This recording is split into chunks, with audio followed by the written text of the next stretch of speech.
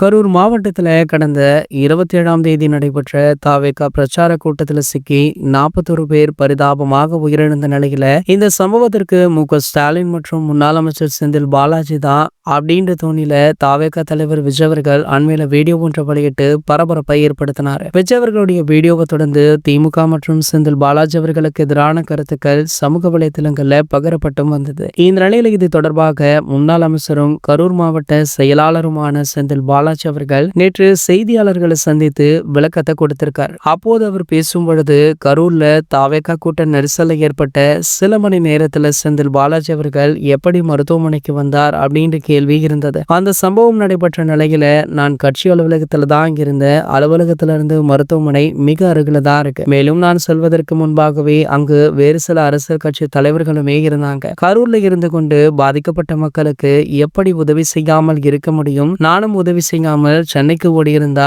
என் மீது விமர்சனங்கள் எழுந்திருக்குமே அப்படின்னு விஜய் அவர்களை குத்தி காட்டுற மாதிரி பேசியிருந்தார். சோ இவர் பேசியிருப்பது தான் தற்போது சமூக வலைத்தளங்கள்ல பூதாகரமாக வெடித்திருக்கு. இந்த நிலையில பாத்தீங்கன்னா தாவேகா கட்சிக்கு ஆதரவாகவும் தளபதி விஜய் அவர்களுக்கு ஆதரவாகவுமே பல பிரபலங்கள் குரல் கொடுத்துட்டு இருக்க இந்த வேளையில தளபதி விஜய் அவர்களுடைய மகனான ஜேசன் சஞ்சயிடம் இது பற்றி சமீபத்துல பத்திரிகையாளர்கள் கேட்ட கேள்விக்கு ஜேசன் சஞ்சய் அவர்கள் தளபதி விஜய் அவர்கள் பற்றி உருக்கமாக பேசியிருக்காரா. சோ இந்த விஷயமுமே தற்போது சமூக வலைத்தளங்கள்ல வைரலுமே ஆகிட்டு இருக்கு. இது போன்ற செய்திகளை பற்றி நீங்க உடனே தெரிஞ்சுக்க நம்மளுடைய தளபதி டாக்கீஸ் அப்படின்ற நம்ம சேனலை சப்ஸ்கிரைப் பண்ணிக்கோங்க.